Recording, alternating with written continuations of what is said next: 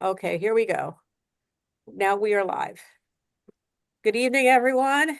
This is the Local Government Bi-County Agency Subcommittee of E&T, and it is Maryland Day, March 25th, and it is, wow, it's getting late. It's 6:52 in the evening. We have 3 bills on our schedule for tonight, and we're going to start with Senate Bill 525. We were having an informal discussion just before we went on live. So now that we have staff here to explain the bill and how it interacts with the House bill, we will ask Ben to explain a little bit. Thank you, Chair Haley. And does Delegate Foley have a question, though? Delegate Foley, your hand's up. And you're on mute. Yeah, I do have a question, but I didn't know you were going to ask Ben to explain the bill, so I'll wait till he's finished. Okay.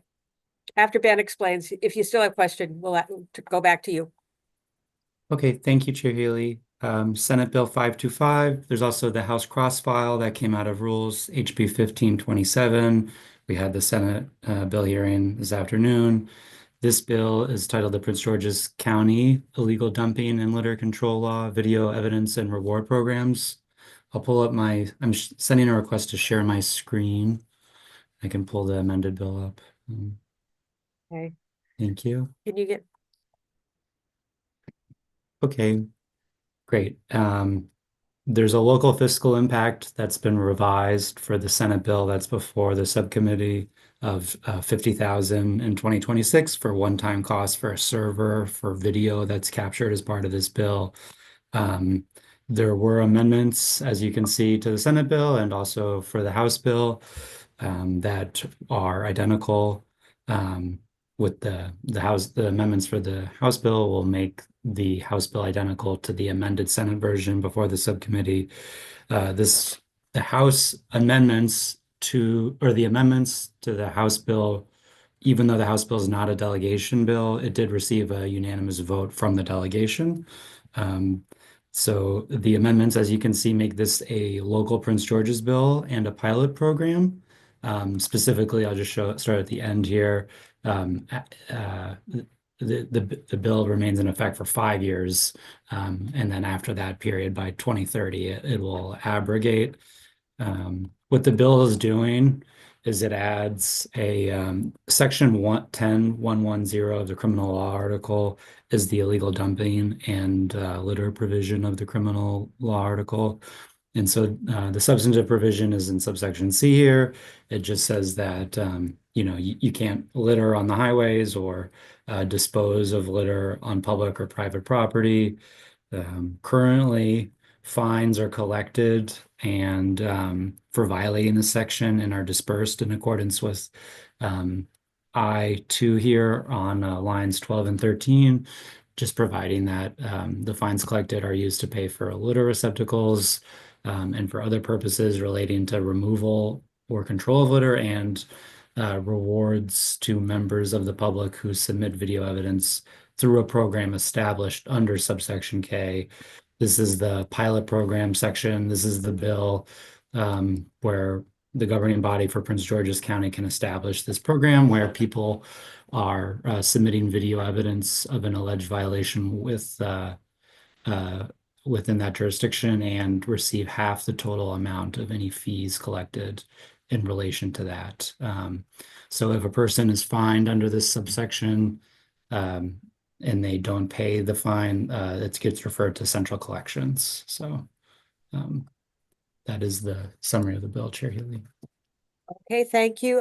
Now, Delegate Foley, do you still have a question? Yeah, I have two, and I understand that this is enabling legislation. And it is a pilot program. And it is a pilot program. But my question, I'm a little confounded by the fact that this is state fines that now is going to be enforced, or at least the video part of it is going to be enforced by the local government. And I'm not exactly clear how that would work. So that's my first question or concern. I like this bill, but that's my first question. And my second question is, and Ben may be able to answer this, So because this is state, so supposing I'm from Prince George's County and I take a video of someone dumping litter in Montgomery County. Does this apply to me, or is it just whatever's dumped in Prince George's County? And what if it's dumped on a local road as opposed to a state road? Is it all over Prince George's County? I just some of the details confound me a little bit. Ben, can you respond, please? Or so the way my understanding is that this is only for littering within Prince George's County. And it's not supposed to be beyond that.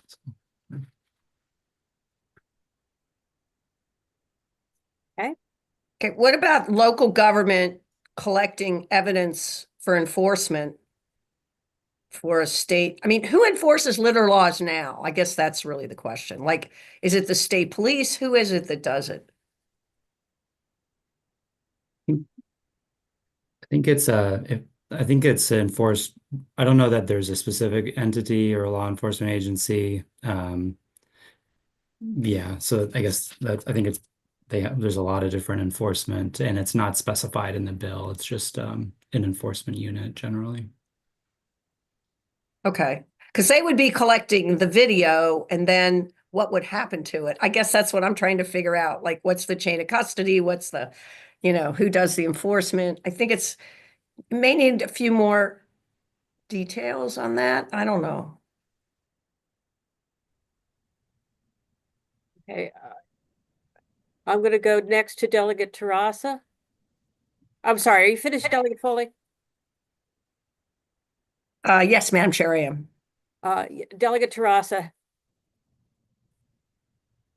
You're on mute. Goodness gracious. Okay, thank you, Madam Chair. Half of it, the amount, okay, well, first on the issue that Delegate Foley raised about whether it's only applicable in Prince George's County. I initially don't see anything on that, but I guess since it's enabling only Prince George's County to establish a pilot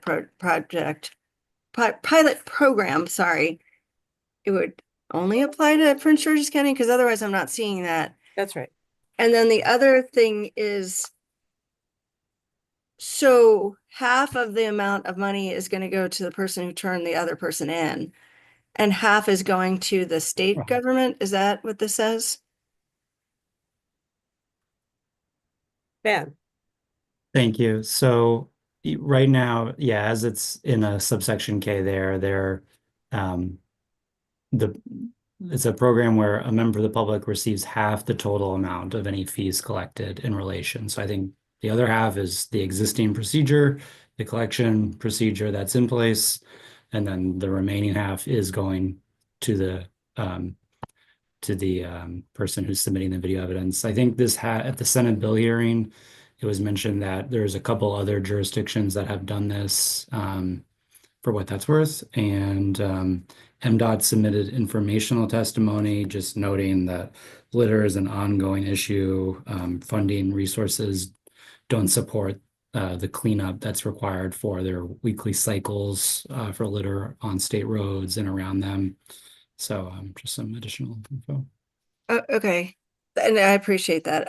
I like this bill. I'm okay with it, however, but if Prince George's County is expecting this money to go to them and this is not directing it to them, it might not do the whole thing of what they want it to do. So I don't want to hold it up for that, but that would be my concern, is it's not, if they're expecting the money to go to them, I don't necessarily see that. But whatever you guys want to do with it, I just wanted to mention my thought on that.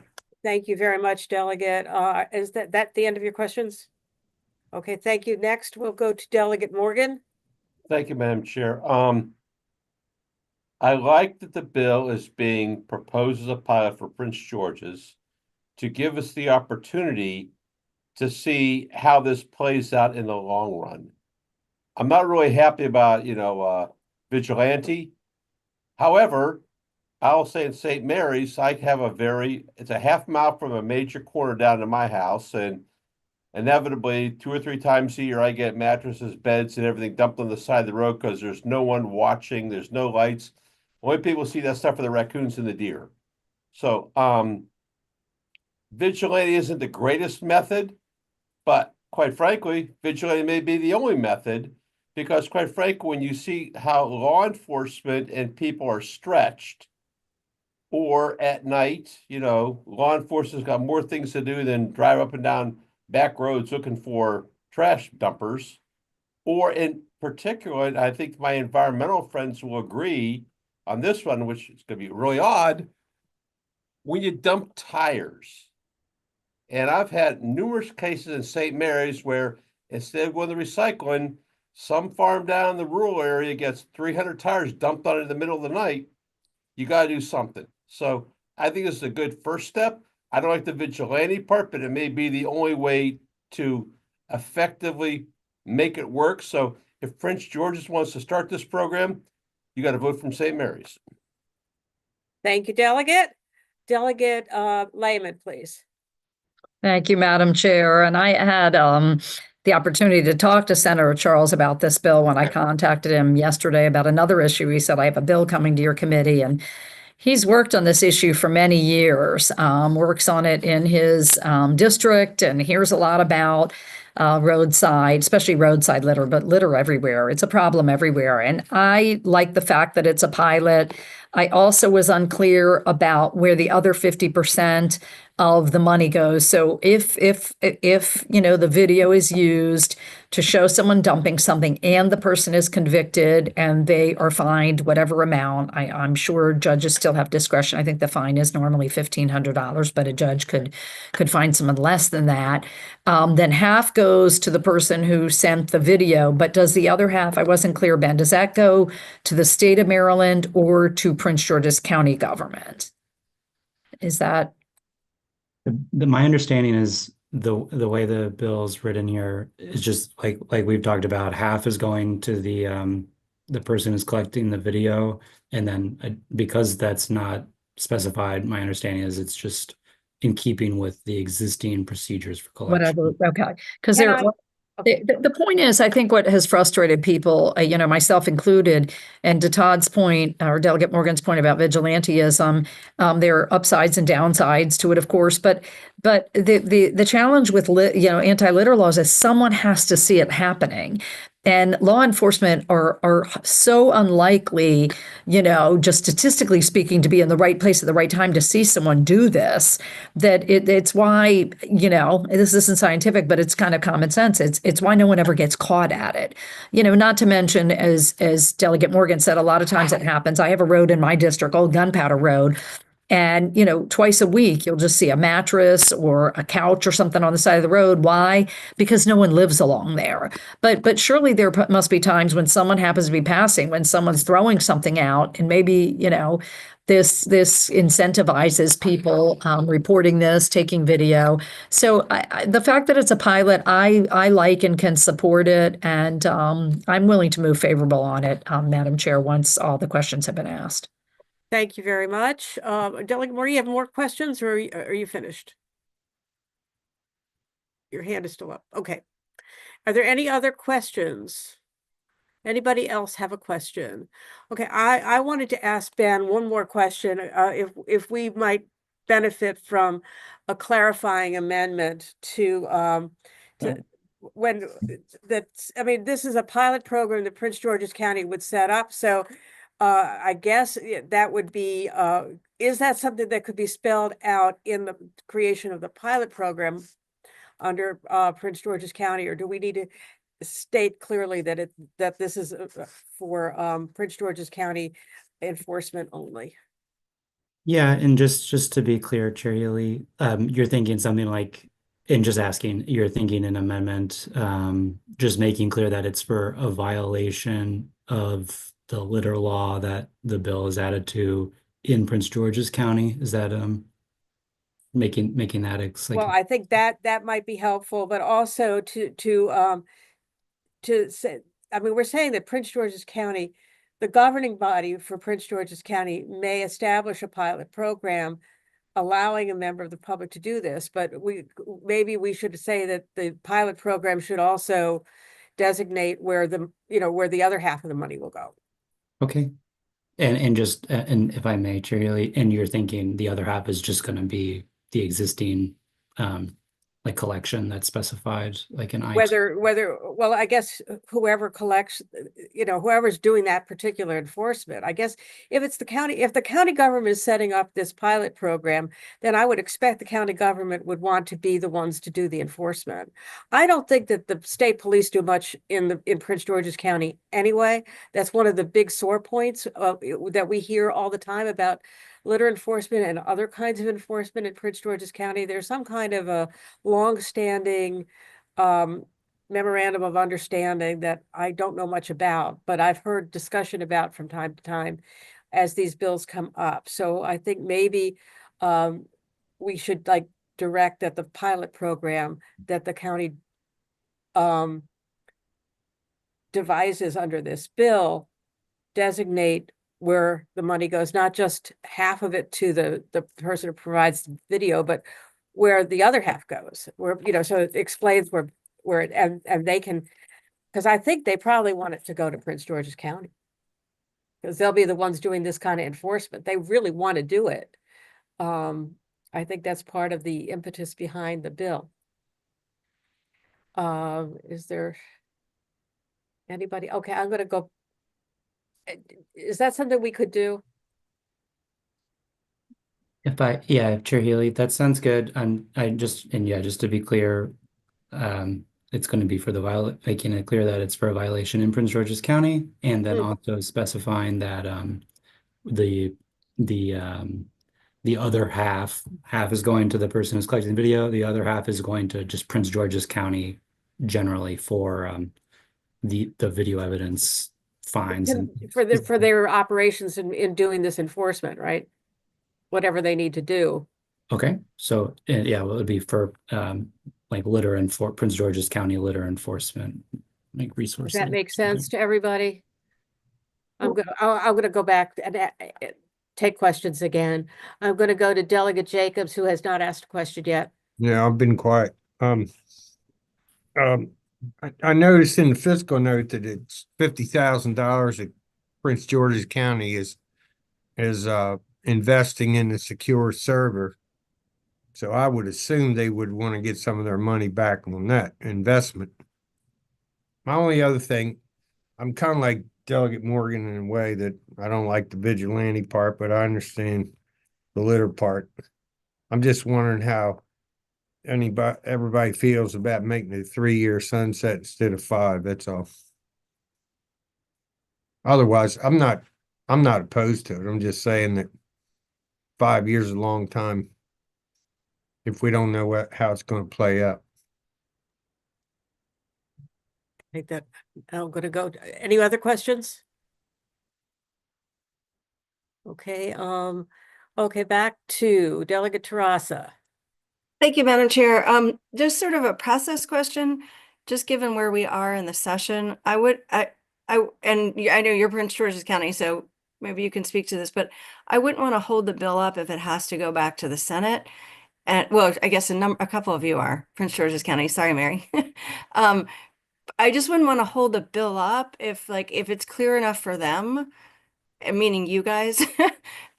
Should we, or is this going to have to go back to the Senate? Because I just don't want to keep it from passing if this is something important to Prince George's County. Okay, well, we have almost 2 weeks to Okay, get things yeah. done. So I'm not sure. I mean, especially if it's something that is common sense and everybody agrees. If it's controversial, I would say yes, that's a problem. But if it's something that we have consensus on, I think it'll be okay. That's just my gut, and I'm not like proposing that. I just answering your question. And I'm going to go to Delegate Morgan and then to Delegate Lehman.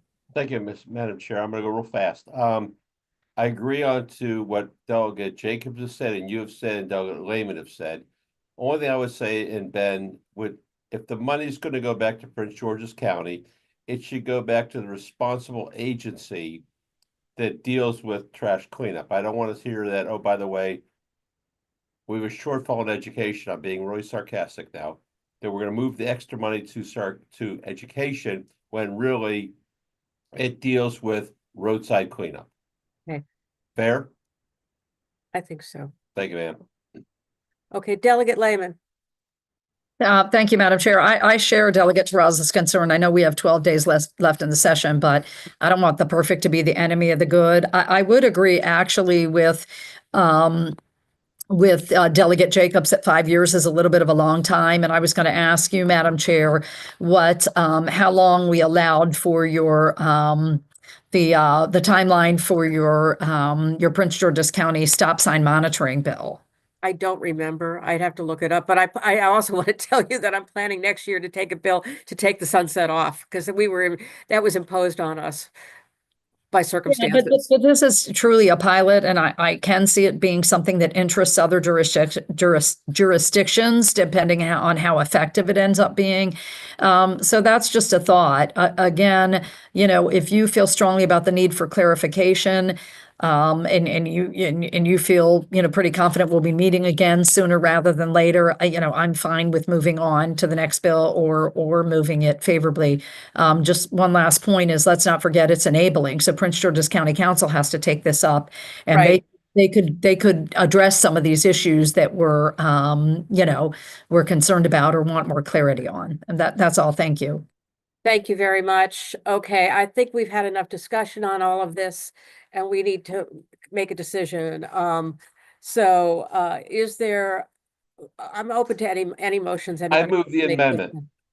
Which I move the amendment? bill. Which amendment? What is the amendment you want to offer? I'm moving the bill as has been described. Is that fair? I'll second that. Thank you, Mary Lynn. Okay, Ben, Delegate Lehman. is that something you can work with? Madam Chair, I'm confused about exactly what the amendment is. Are we changing That's why I'm asking Ben. I am appalled. I don't have an amendment. I'm moving the bill as prescribed. The bill as it came over from the Senate? Yes. And I Okay. second that. Okay, Okay, so we're gonna move without amendments as it came over from the Senate. Is that correct? Yes. That's the motion. Okay, so all those in favor of Senate Bill 525, say aye. Aye. Aye. Any opposed, say no. Okay, the ayes have it. I would like to also pass the House bill in the same form. Is there a motion for that? So moved. In favor. Second. Okay, all those in favor say aye. Aye. Any opposed, say no. The ayes have it. So those two bills are moving forward to the full committee the next time we have a voting session. Next, we'll go on to the next bill on the docket here, Senate Bill 814, which is the cross-file of House Bill 698.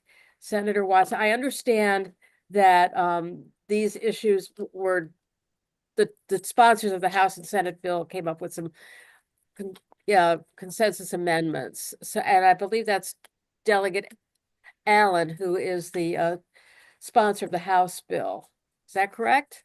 Yes, Madam Chair, that is correct. I mean, I'll leave it to Ben to describe the details, but I think what we came up with is a compromise that satisfies the Senate sponsor and most importantly, keeps the stakeholders, especially MACO, on board and in support. Okay, with that, Ben, can you give us some detail on this? Yeah, thank you, Chair Lee. As we reconciled with the two cross files to make sure they conformed and that the differences that did exist between the bills could be resolved so that there was a uniform bill for both chambers. That's what my understanding is we've now reached, and I can just go through the three changes, if I may, Chair Healy, on the. Go ahead. Thank you. I'll just pull up my screen here and then. He needs to open his screen. I'm good now. Thank you, Chair Healy. Okay, thank you. So the this was working with MACO with Dominic Butchko from MACO. It makes the typo change there that the Senate bill didn't have. The first main change is adding that the report is going to MDP. The House bill had it as drafted going to the Governor and General Assembly. The Senate changed it to MDP and That's what you can see. This is the Senate bill, but we're preserving that Senate amendment, not changing it back to what the House version was. How the Senate's going to change the House version to also say MDP there. The basis for the Senate's change was because they felt that MDP was more interested in the information and was going to be better suited to receive the information and take more action on it. The next change was you can see some of this, the italicized, all caps, bold, underlined language. That is the House reporting requirements for what is being reported on about the development impact fees and the excise taxes. So that this is conforming with the House. So the Senate bill is getting this added reporting information from the House version. And this again was working with Mako. There's also this paragraph 5 here, starting in line 9 of the bill, about the address and location that was unique to the Senate. But that is also staying. The sponsor's office, speaking to them, they wanted the address and location of the development impact fee within the county where they were derived, because they wanted to know like which projects are getting impact fees collected on them. And there was a little bit of concern that that might be too demanding, but I think after checking with Mako and Senator Watson's office, that is not a concern, and that they'd be able to provide that data easily. There's some couple technical changes. The last change is the Senate bill had this like subsection E here about a separate report going to MDP about laws and amendments to those laws, but that is now reflected in subsection 7, which is in keeping with the House version, which had it all in one report, and that's what you see there in paragraph 7 there. Local laws or ordinances that provide for the collection and expenditure of development impact fees. So that way, it's all in one report. They get the data, and they also get to know the laws that are the basis for those impact fees or excise taxes. And that was just added because it probably won't change every year, but that they can just keep the information in that, and it won't be too burdensome. So those are the changes, Chair Hewlin. Okay, just a process question. The Senate bill is in front of us with these amendments. What's going on with the House bill? Is that already in the Senate? That's correct. And they're going to amend it the same way, correct? Correct. Okay, so our job is to amend the Senate bill with these amendments as it has been worked out between the sponsors on both sides of the street there. Move the amendments, Madam Chair. Okay, is there a second? Second. All those in favor of the amendments, say aye. Aye. Any opposed, say no. The ayes have it. Move the bill as amended. Second. All those in favor, say aye. Aye. Any opposed, say no. The ayes have it. So that is complete now. So that will be on the next voting session in the full committee. And the last bill for this evening is Senate Bill 962, which does not have a House bill, I guess, or does this have a House bill? No, Chair Hewlin. It Okay, says so this is just a Senate bill. We heard this today. So if you could, Ben, just give us a quick rerun of what was said about that. Thank you, Chair Hewlin. I can go through the bill if you want, or Please do. Okay. Yeah. Yeah. There's no like we talked about. There's no House cross file, so I'll pull my screen up here.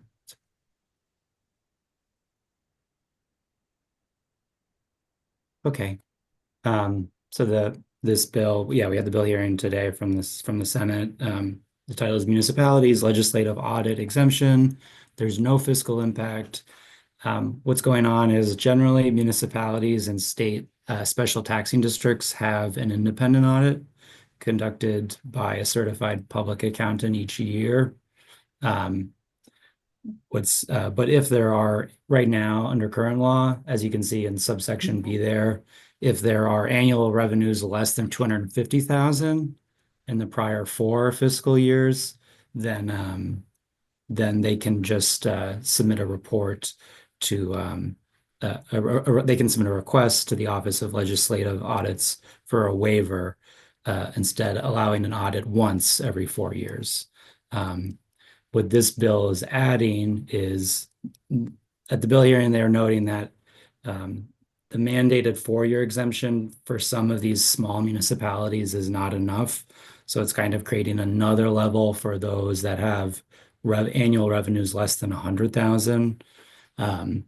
And so if it's less than 100,000 in revenue, the municipality is exempt from the audit requirements.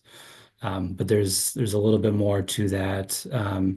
It goes on to say that, so if the municipality has less than 100,000 in a fiscal year, it's exempt, but they still have to submit. I think some of the subcommittee members might be familiar with it from their local government experience, but it's the uniform financial report. They still have to submit the annual financial report as it's specified there in line 30, section 16304. That they still have to submit that. And then if the report, it goes on to say in lines 31 to 35 here, if the report is submitted and there's irregularities or other concern, the Joint Audit and Evaluation Committee can request or require the municipality to conduct a review or audit of its financial records. And so that is pretty much the bill. The Joint Audit Committee reviews audit reports issued by the legislative auditor, and does other work related to audits. So. Okay, Delegate Morgan, what's your question? Thank you, Mr. Real quick. Ben, the uniform financial report, do the smaller counties have to do that regardless, or is this just something, or excuse me, the smaller municipalities have to do this regardless?